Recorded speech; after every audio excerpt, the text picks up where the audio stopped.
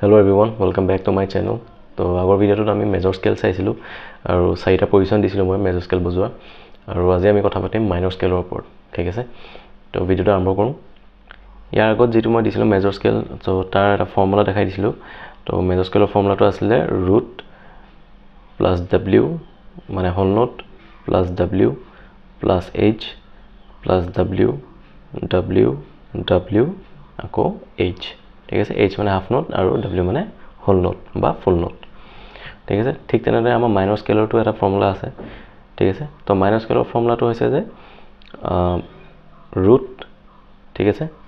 এতিয়া আমি এক্সাম্পলৰ কাৰণে a মাইনৰ স্কেলটো চাম ঠিক আছে তো এটো হৈছে আমাৰ a নোট যেটো e ষ্ট্ৰিং ডালৰ ফিফথ ফ্ৰেটত e ষ্ট্ৰিং ডালত এটো আমাৰ a নোট ইয়াৰ পৰা যদি এটা হোল নোট যাও তাৰ মানে এটো নোট এটো আমাৰ b নোট ঠিক আছে তাৰ পিছত যাব এটা হাফ নোট এটো তাৰ মানে ইয়াৰ পৰা এটা হাফ নোট তাৰ মানে এটো নোট ঠিক আছে প্ৰথম ৰুট নোট তাৰ পিছত হোল নোট তাৰ পিছত হাফ নোট তাৰ পিছত যাব এটা আকৌ হোল নোট ইয়াৰ পৰা যদি এটা হোল নোট যায় তাৰ মানে এটো হ'ব ঠিক আছে তাৰ পিছত ইয়াৰ পৰা এটা হোল নোট এটো 12 ফ্ৰেট ঠিক আছে তাৰ পিছত যাব এটা হাফ নোট এটো f নোট 13 ফ্ৰেট ঠিক আছে তো আমি কি পালো প্ৰথম ৰুট নোট তাৰ পিছত এটা হোল নোট তাৰ পিছত এটা হাফ নোট ইয়াৰ পৰা এটা হোল নোট আকৌ এটা হোল নোট আকৌ এটা হাফ নোট ঠিক আছে এতিয়া ইয়াৰ পৰা এটা যাব হোল নোট আৰু এটা হোল নোট ঠিক আছে তো গোটে ফৰ্মুলাটো আমাৰ কি হ'ল root whole note half note whole note whole note half note whole note আকৌ হোল নোট ঠিক আছে এটা এটো আমি এডাল স্ট্ৰিংত বজাইছো কিন্তু আমি গোটেইডাল স্ট্ৰিং ইউজ কৰি বজাব লাগিব গতিকে আমি ফাৰ্স্ট তিনটা নোট ই স্ট্ৰিং ডালত বজাইছো তো 5th ফ্ৰেট 7th ফ্ৰেট আৰু 8th ফ্ৰেট ঠিক আছে এটো হৈ গল আমাৰ ঠিক আছে তাৰ পিছত যেটো আমি হোল নোট গৈছিলো এটো আমাৰ হৈছে ডি নোট গতিকে আমি ডি নোটটো ইয়াত নবজাই আমি ইয়াতো বজাব পাৰো ঠিক আছে এ স্ট্ৰিং ডালৰ 5th ফ্ৰেটত এটো বজাব পাৰো তো আমি তো এতিয়া বজালে কেনেকুৱা হ'ব ঠিক আছে আকৌ ডি পৰা এটা হোল নোট আছিল ঠিক আছে ই নোট তাৰ পিছত এটা হাফ নোট ইয়াৰ পৰা এটা হোল নোট জি আকৌ ইয়াৰ পৰা এটা হোল নোট এ ঠিক আছে তো গোটেই স্কেলটো বজাই দিছো এবাৰ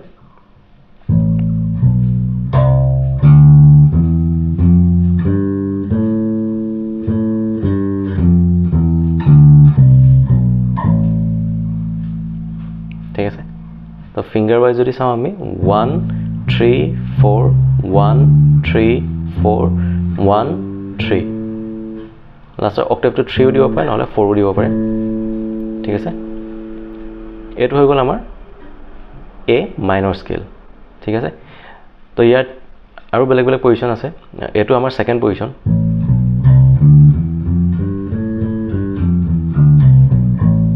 এটো সেকেন্ড পজিশন ঠিক আছে ফাৰ্স্ট পজিশনটো আমাৰ ইয়াত আছে ফোৰ্থ ফিংগাৰ হ'ব একেটা নোটে এটো নোটে খালি আমি এবাৰ ফোৰ্থ ফিংগাৰ বজাইছো ঠিক আছে নেক্সট নোট গিটা হ'ব আমাৰ সেকেন্ড ফ্ৰেটত এ ষ্ট্ৰিং ডালত তাৰ পিছত থাৰ্ড ফ্ৰেট 5th ফ্ৰেট আকৌ সেকেন্ড ফ্ৰেট ডি ষ্ট্ৰিং ডালত থাৰ্ড ফ্ৰেট 5th ফ্ৰেট তাৰ পিছত জি ষ্ট্ৰিং ডালত সেকেন্ড ফ্ৰেট এটো হৈ গল আমাৰ এটা অক্টেভ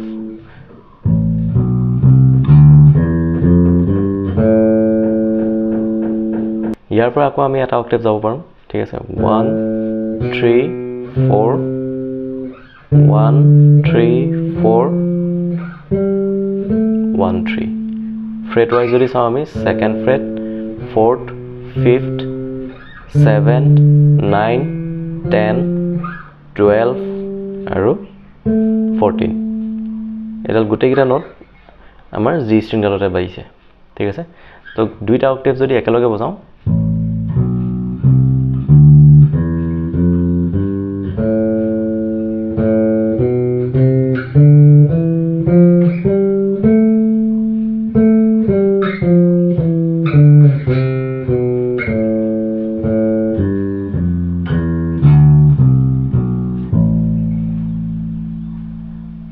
ঠিক আছে এটো হৈ গল আমাৰ এ মাইনৰ ফাৰ্স্ট পজিশন এটো হৈছে আমাৰ সেকেন্ড পজিশন ঠিক আছে এটো অলৰেডি দেখালোৱে আৰু ইয়াৰ পৰা আমি দুটা অক্টেভ বনাব পাৰো প্ৰথম এটা অক্টেভ এটো হল ঠিক আছে আকৌ ইয়াৰ পৰা এটা অক্টেভ যাব পাৰো আমি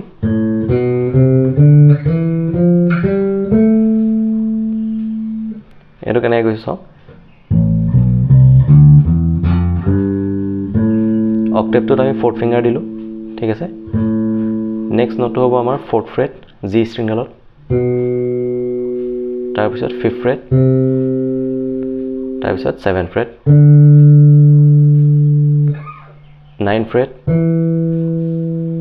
10th ফ্ৰেট 12th ফ্ৰেট তাৰ পিছত 14th ফ্ৰেট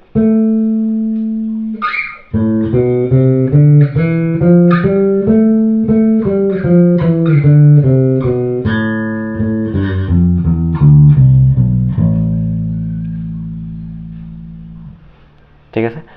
থাৰ্ড পজিশনটো আমি ইয়াৰ পৰাই বজাব পাৰো ঠিক আছে প্ৰথম ই ষ্ট্ৰিংডালত একেটা নোটে থাকিব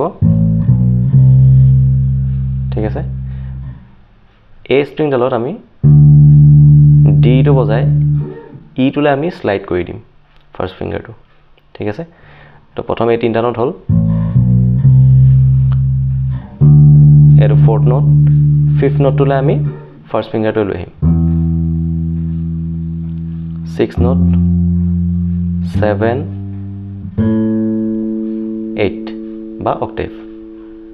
ঠিক আছে আকৌ এবাৰ চাইছো কেনেকৈ বজাইছো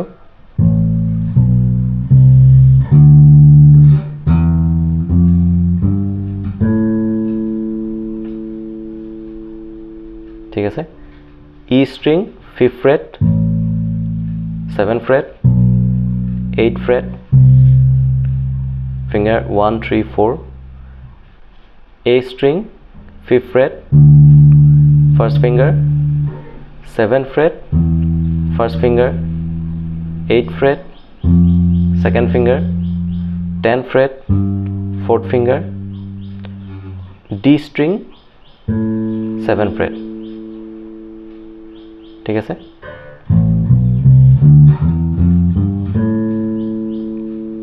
আকৌ আমি ইয়াৰ পৰা এটা অক্টেভ যাব পাৰো D string 7th freight 9th freight 10th freight ঠিক আছে আকৌ জি ষ্ট্ৰিং ডালত একেই 7th freight 9th freight 10th freight 12 14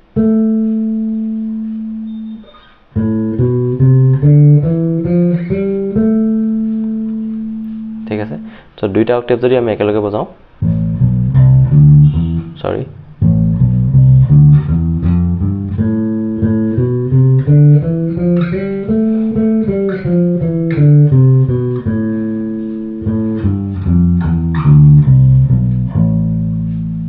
তো এটো আছে মাইনৰ স্কেল এক্সাম্পলৰ কাৰণে এ মাইনৰ স্কেলটো চালো আজি আমি ঠিক আছে আগৰ ভিডিওটো আমি মেজৰ স্কেল চালো আৰু আজি মাইনৰ স্কেল তো নেক্সট ভিডিওটোত মই মেজৰ আৰু মাইনৰ স্কেল মিলাই কেনেকৈ আমি গানৰ লগত প্যাটাৰ্ন বজাব পাৰোঁ তাৰে অলপ দেখাই দিম ঠিক আছে তো আশা কৰিছোঁ ভিডিওটো চাই ভাল পালে যদি ভাল পালে লাইক এটা কৰি দিব আৰু চেনেলটো সাবস্ক্ৰাইব কৰি দিব ধন্যবাদ